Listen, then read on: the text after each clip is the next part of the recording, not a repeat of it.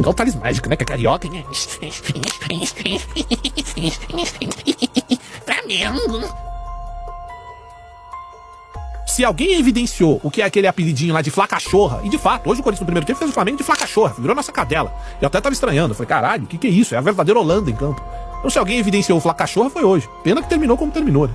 Quem dera a gente tivesse pelo menos um pé pra acertar os, no mínimo 3 gols do primeiro tempo que era pro Corinthians ter feito. Isso é um fato, não adianta você aí... Ah, ainda tem isso, né?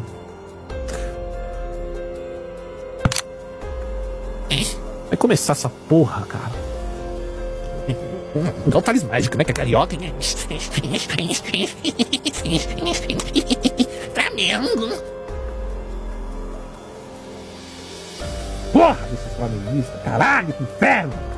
Flamengo, ninguém grande. Flamengo, Flamengo, Christ. Mano, cu, caralho.